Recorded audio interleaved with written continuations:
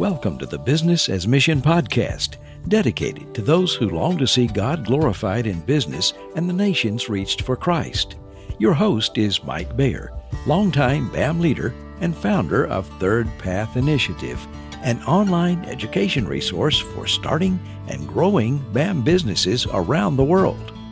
Welcome to another edition of the Business as Mission podcast. We've got a returning guest, an old friend whose face I always enjoy seeing because it's always filled up with a great big smile of joy. Ida, welcome back. Ida's with the House of Diamonds, Indonesia, and it's got an amazing business. And we haven't talked in, it seemed like it's been a year and a half, I guess. 2 years. So many things have happened over that time period. So first of all, Ida, welcome back. Thank you. Thank you for having me. Oh, of course. And we are so looking forward to hearing from you and the updates on House of Diamonds. But first of all, because a lot of listeners didn't meet you or maybe didn't listen to the episode that came out, I wanted to know, first of all, it came out October 15th, 2022. It's a phenomenal story. And so if you haven't heard it, go back and listen to Ida and the story of both she and her sister, Ila, and what God has done with them in House of Diamonds. It came from their mom. It's a lot of wonderful family story. But I did ask her if she would take a few moments to go back and for those who haven't heard the story or don't know about House of Diamonds, tell us a little bit about how it started, what its mission is, all of those things. So Ida, it's all yours. Thank you. Hello, everyone. I'm Ida from House of Diamonds, based in Indonesia.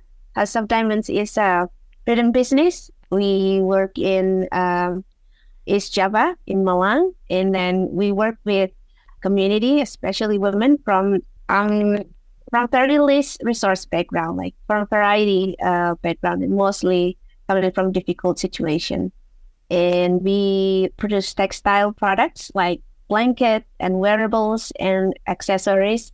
And we want to see these women who's not only getting training from House of Diamonds in sewing, but also offering dignifying work so they can improve their livelihoods. Thank you. Yeah, that's wonderful. So a lot of the women that you employ have come from a trafficking background. That's been their struggle. Not everybody. They've had other issues. Not everybody. But I know that's a lot of it. How did this start? Well, and I know it began, I guess, with your mom, but how did House of Diamonds start? What was the vision? In the very beginning, it was in 2012. My sister and I ran a sewing business at home, and then we've been known as a quite good seamstress in our hometown, and we have so many local clients here, and then so many people interested to come to House of Diamonds. It's not yet House of Diamonds at that time, but then it seems like our work appealing to other people in our area, in our neighborhood. So it started with two girls that are knocking our door looking for work. They asked, "Do you have any work for us?" And finally we had them. And I asked them, "How old are you?" They were in this beginning of 16, so it's like before 18. And then since then, because they are under 18, we couldn't hire them as a full-time sewer in House of Diamonds. So we offered them, "Would you like to learn how to sew?" Because they didn't have skill in sewing. So we began to train them how to hand stitch and how to do simple sewing. And later on, many other women come to House of Diamonds to get the training and also for working. So from the two girls at that time, developed into the total of 30 ladies until before COVID. And after COVID, we only have now 15 ladies, because the other ladies are already graduated from House of Diamonds. They began to have their own life, and then they start their own businesses, small businesses at home. So we're very happy to see them. So when they graduate, you were mentioning, so you got all these women who've come through, about 15 or so in it right now. But when they graduate, what do they do? What happens to them then? I know that you're preparing them for life, on a more level playing field. You're helping them through their trauma. learning skills. What happens to them when they leave, Ida? They don't need House of Diamonds anymore. They can start their own small business at home. There are some ladies who have catering business serving from their homes, and then another ladies open like a little shop in her house, and then another ladies already, how can I say that? Her kids already graduated from school, and then they already working. So all families like financially getting better, and then they can support themselves. So we're just happy to see them not just finish working in House of Diamonds and do nothing. Their life is a lot better. And then the other 15 ladies, they don't want to leave House of Diamonds. They want to be part of House of Diamonds and then build this together with us. It's a beautiful thing to see this community that you're building, right? You've got the women who work with you currently, but also the graduates. It sounds like you're staying in close touch with them. The fellowship continues. The ministry doesn't end. No. Just because they're not working for House of Diamonds, right? It continues. What are they doing themselves to share the love with other people that you and Leila shared with them? I'm taking two examples for the two ladies. There is one lady named Martin. She's a woman from a village in Blitar. It's like very south of Malang. She's begun to serve in a children's home. And then she looking after the children, not orphanage, it's a children's home. They mostly abandoned by their families. And then she kept coming to House of Diamonds once in a while. And then how do I phrase it in a simple sentence? So Martin began like becoming a caregiver to these kids at the children's home. And then sometimes when she comes to House of Diamonds, she's just like coming to visit, or she missed to sew one or two blankets. So she asked, can I just do it for, just to, when I have spare times? Yeah, sure, you can do that. And then the other lady is called Ita. She is from Sumba Island. She used to, it's like a caste slavery in her tribe. And then she's like, long story short, she became a part of House of Diamonds until 2 years ago. She decided to stop working in House of Diamonds, and then she focused becoming a caregiver in a children's home. And we still like becoming friends, and we support each other until today. So we can see that the love that passed on from one another is passing on to other people too. So I'm very happy to see that. You think about it, most people in the business world are very uncomfortable with talking about love in the workplace. In general, they just don't want to talk about love in the workplace. You guys, all of how, that's what you do. You share the love of God and love from each other in the workplace. I mean, that's the main thing you do. Tell us about how that transforms people. How are they responding? I know they're coming, they're hurting, they're broken, they're trapped, whatever their life circumstances are. But there's something you're bringing to them immediately. How are they responding to this love? In the beginning, we need to gain their trust. Becoming their friends to make them trust us is a hard job, because it's not easy for anybody, I think, to gain trust from others, especially from people who's coming from a difficult situation. It's very hard to trust others. But in House of Diamonds, we communicate with them very clear in the beginning. There is no forceful thing in House of Diamonds. Everything is very transparent. They can ask questions. They can say no if they don't want to. And then basically it's communication, and then just sharing the sincerity. Because like what you said earlier, people in business don't like recognize what love looks like in a business. Mm-hmm. It's almost unseen, but sometimes love comes in a hard way, in a hard way. But I don't want to be hard on others and to myself too. So I think it's all God's thing that gives us wisdom and then guide us step by step. And then there's nothing that we can do without God's hand. As you're talking, Ida, I think about, I wish every business person on the planet could hear what you just said. because, you were very clear that the love that you're sharing is not some feeling. It's not just walking around giving hugs to everybody.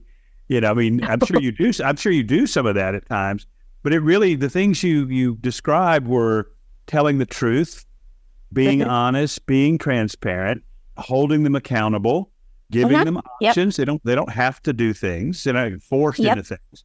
But also, you said the hard thing, the tough side of it, which is what I interpreted as, well, they are accountable. They have to do a certain quality of work, and they have to do what they said they would do.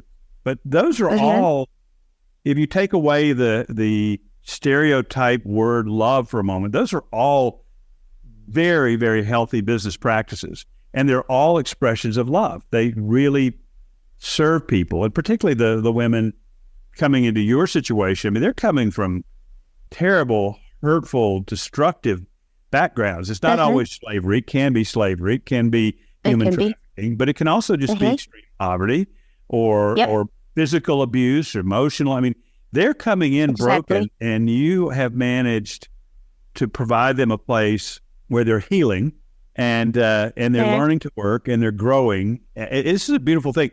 How do you present the gospel? Do you have, some companies will have a formal Bible time, a prayer time, or are you more, how do you do it? Because I know I don't think there's a right or wrong, but you and your sister have been so successful, or God has made you so successful. Amen.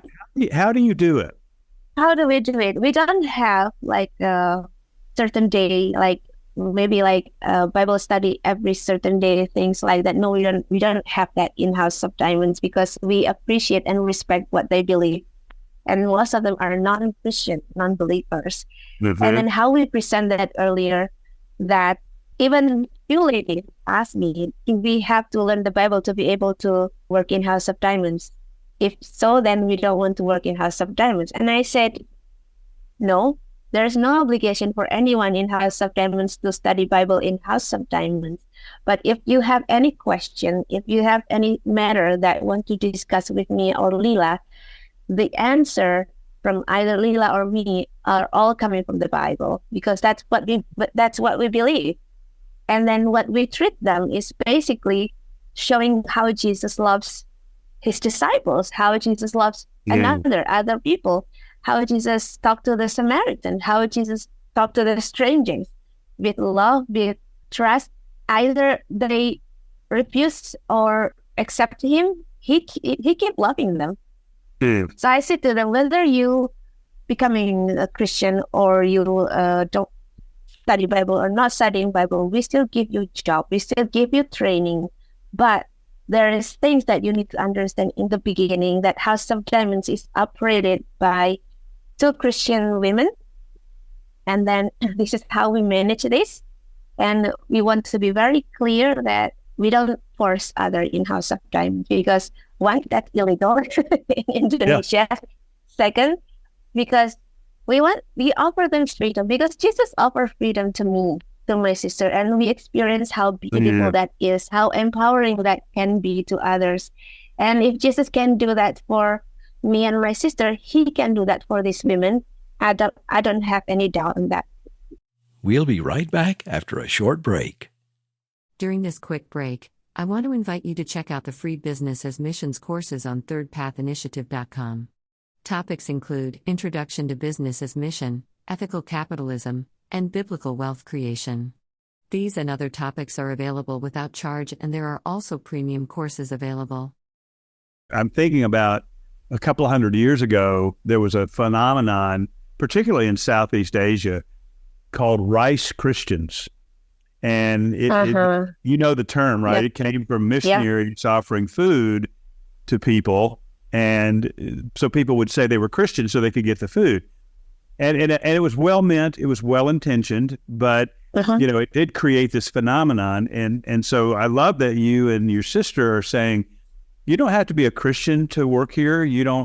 We love you as you are, who you are.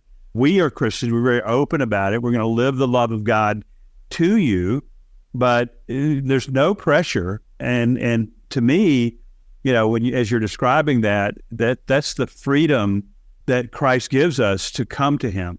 He doesn't grab us by the neck and, make us come. He draws us. He woos us, but he doesn't force us. And I think that's a beautiful illustration. I hope a lot of BAM practitioners around the world will take that to heart as well, because many struggle with this question. How do they do evangelism? And you just answered that beautifully. So when you're thinking about this, let's come to the present now. When we first started talking, and you gave, a couple of years ago, your story is so encouraging. And I told you this, and I've told people, others, said, look, if you're ever struggling, if you're ever discouraged, just get on the email or get on a Zoom with either Ida or Ela, because they're the most positive, upbeat, joyful people I've ever met. And you guys are both, beautiful smiles. You're so kind. Thank you. Yeah. And a great laugh. You're wonderful to talk with. And I still remember our last conversation, but I also know that, you've been through the struggles of business. And so tell us about the sort of the journey of House of Diamonds and you and your sister over the last couple of years since we've talked. What's happening in the business? What's happening in terms of your sales? What's happening in terms of your community? Are we seeing, any persecution? I mean, what's going on the last 2 years? Just bring us up to speed. Okay. The last 2 years, it's like the pre-COVID things, right? After COVID, and then situation is not yet normal, and it's becoming very new to us. Like I mentioned earlier, I didn't have any business background. I just I work, and then I know what I'm doing as a seamstress, in textile business. So that's all I know. And then I have so many friends. So they there is no business foundational in me in whatsoever. And in the last 2 years, it has been very challenging for House of Diamonds, because we face such a new era, new normal. We have to renew our website, right? We have to renew our website because our existing website is not, it's only for showcase things. And we're kind of thinking what are we going to do with all of these? It's all, we didn't know the term of marketplace. We didn't know how are these going to work? But then God is so good. He provides guidance. He's not abandoned us. It's He gives us, when he trusts others for something, I'm sure that he's going to equip that person to do that. So that's how we feel the last 2 years. Like I mentioned about the website, along the way, we found out how to do the payment gateway. It's all the banking system. Oh my goodness, this is finding a needle among all the grass. How are we going to do this? Which first? Oh my goodness, it's also new. And then not just that, to create the content on social media, that's another thing that I never thought before. It's another work. It's not something that I do instantly. So it's I feel like the last 2 years is years for me and my sister to learn and practice, like going back to school, Yeah. It's like going back to college, but it's also at the same time, after one lesson, you need to do the practice. You need to do one section, and then you need to do the practice, back and forth. I was God, thank you so much for this time.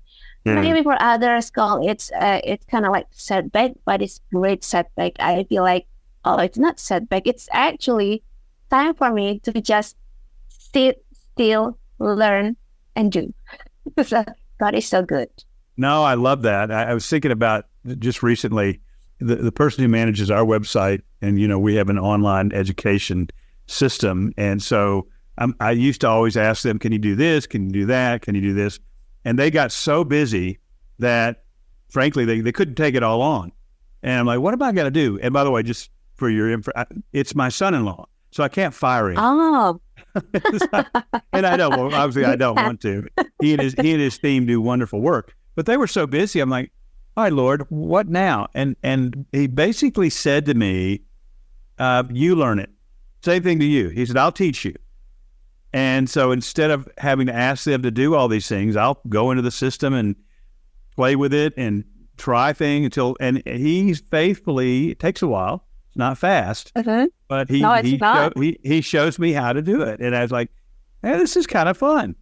I'd still rather somebody else do it, but it's fun. And he's doing the same thing with you. He's teaching you what you need to know, when you need to know it. And that's really what a disciple is, right? Somebody who is an apprentice of Jesus. We learn from him, and he's the master. We're the apprentice. So why wouldn't we apply that in the world of business? We apply it in our so-called spiritual life, but why wouldn't we apply it in business as well? Yes, exactly.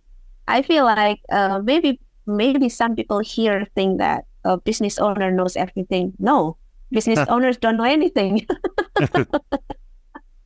Not every business owner knows everything. It's like, wow, this is all very, very new to us. And I'm very thankful to God that I'm surrounded with great people, godly people who God provides and God connects within this field.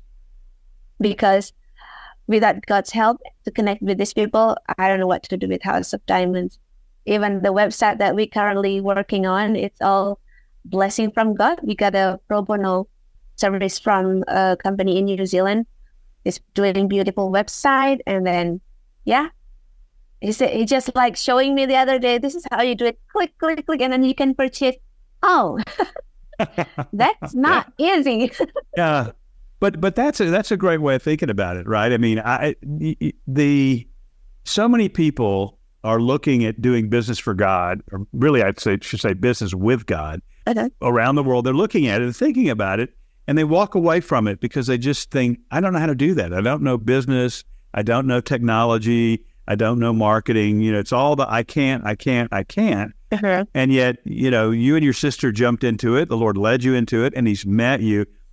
And I know others that have told me the same thing, Ida, that God has taught them what they needed to know along the way. And if he didn't teach them certain things, he would bring somebody into their life that did know how to do it. I mean, I guess my point here, and I'd love you to comment on this, but it's just to our listeners, don't be afraid. Don't be afraid to step into it because you don't know everything. That's right. Don't be afraid. It's like, maybe we feel like we're not capable in some areas, but let's just try. Maybe God is teaching us something through that. Yeah.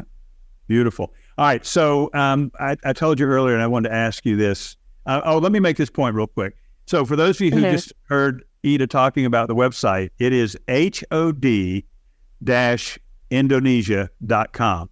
So that's for House of Diamonds-Indonesia.com. It's new. Go check it out. It is a beautiful site. And you can see, Thank you. You can see their business. You can see their product. You can learn how to order. I would love to see more market open up for your products around the world because they are beautiful products and the work is great. So HOD-Indonesia.com. So listeners, check it out. That will be in the show notes as well in case you didn't have a chance to write that down. Thank you. But I did ask you earlier, what is God teaching you right now in your life? It's not, we have a Christian life and a business life and a family life. We have life, right? So what is God teaching you in life that has blessed you that would be an encouragement to our listeners?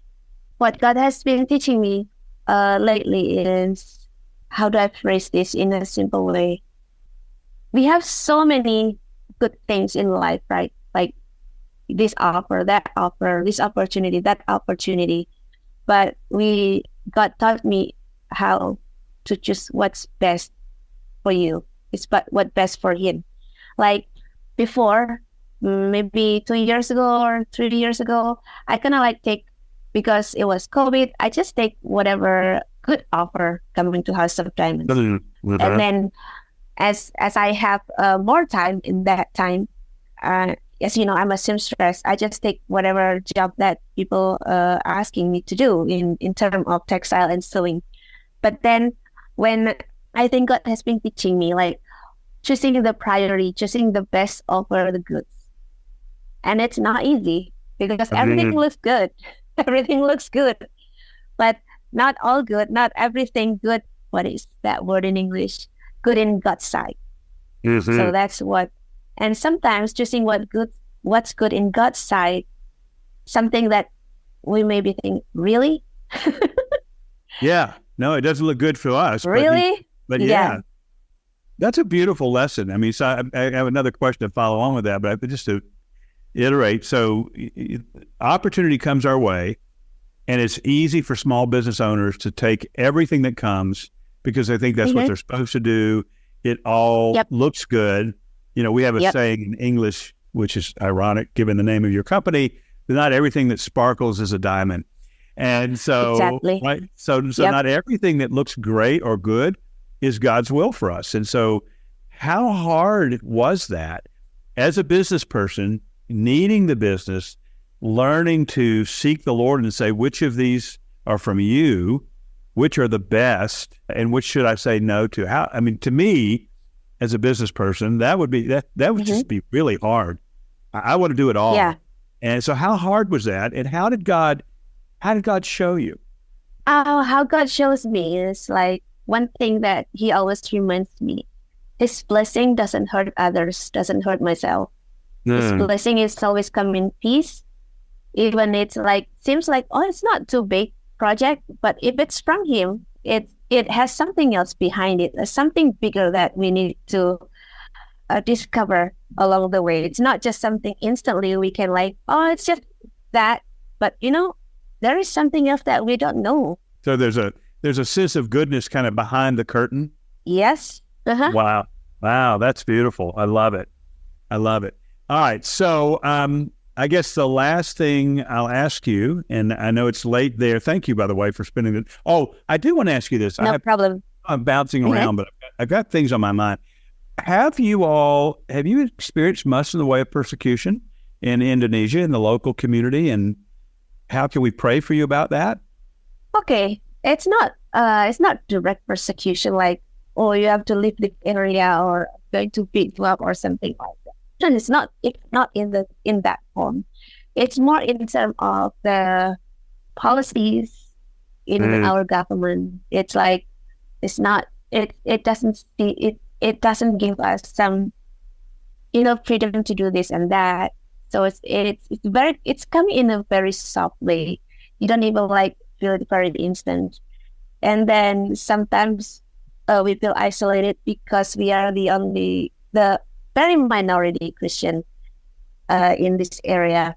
Like people are often afraid with the influence of Christianity. So they just coming for, you know, just for the business, not wanting to have further relationship of friendships with people like us, with Christian people, or even from the same Christian either. Like, I'm not saying that maybe they are not yet knowing the love of Christ, but maybe they're just Christian as religious, not Christian, like born again Christian. So they feel like taking risks in this kind of business is something that they don't understand.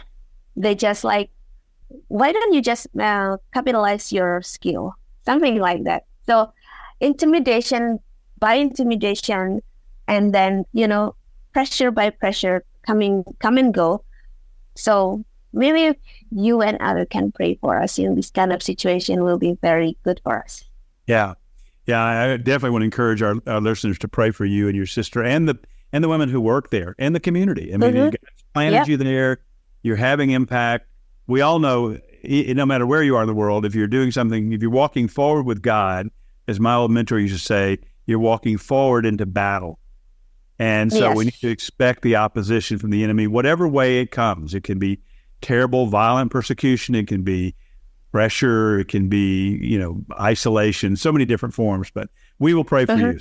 Definitely do that.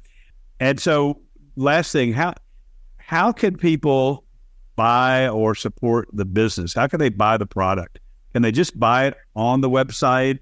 Is it only available in limited areas? What do they do? Okay.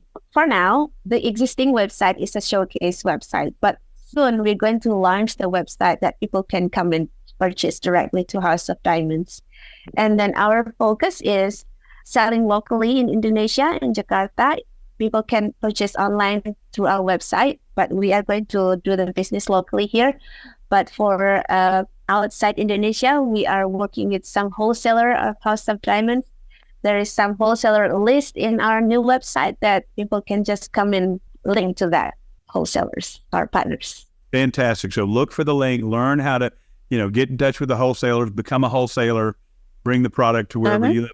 The good news is Indonesia is a massive country. I mean, there are 240 million people live there. Jakarta is a world-class city. It is. One of my favorite cities in the world, even though my first trip there was during the 100 Years flood. So I saw it at its worst, but I still love it. It's a beautiful city. So there's a lot of market there. It's not, other places people can't find a lot of local market, so you can. But I don't know. I just thinking about, as I was praying about our session earlier before we signed on, it was on my mind about how can God open up doors for your product to go around the world, because it carries with it not just economic impact, but it carries spiritual impact, right? I mean, you know that the person who make this product is being blessed in her life because of this purchase. So I would love to see that happen. Thank you.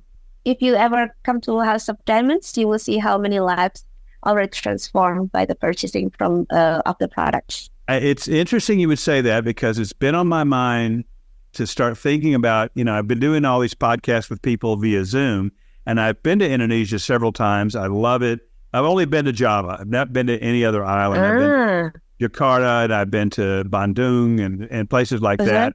But, there's so much. It's a beautiful country for those who haven't been. And the Thank people, you. lovely people. To me, it's always been a very friendly place. I felt very welcome. I was even invited into a Sudanese wedding. And I just happened to walk by, and this friend of mine and I, she was a missionary there, and we got invited in and asked to sit at the head table with the bride and groom. It was really a sweet experience, and that's what people will experience when they come there. So who knows? You might see me knocking on the door someday. Yeah, hopefully.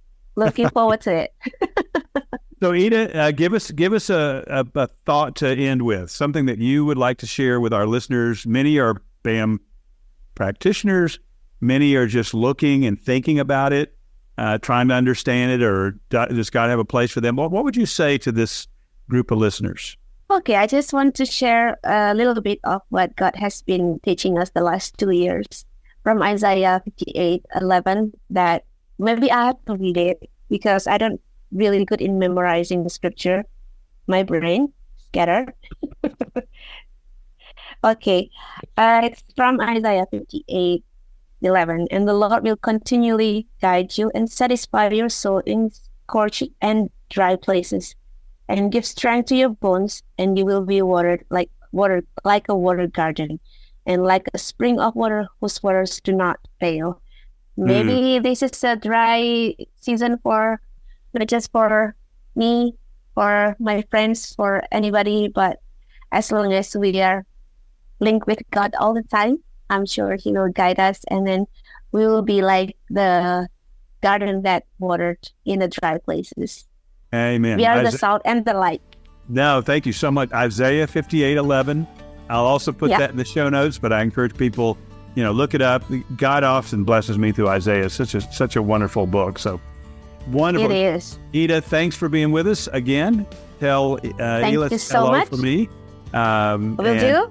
We'll get you back on, but who knows? Maybe I'll stumble into the House of Diamonds someday, and you could teach me a little bit about being a seamstress or a seamster or whatever the word.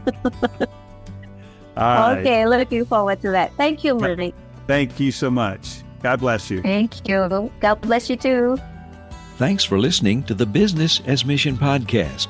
We invite you to become part of the story by supporting the BAM podcast at patreon.com/BAM Stories. There's a link in the notes with this episode. For more information, go to thirdpathinitiative.com or tryventure.com. Please share this podcast and give us a review wherever you listen.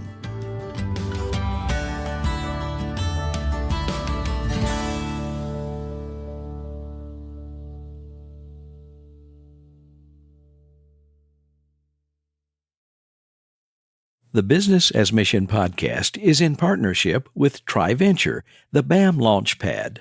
TriVenture offers the 3 ingredients every entrepreneur needs to launch and scale a BAM business: courses, coaching, and capital. For more information, visit triventure.com.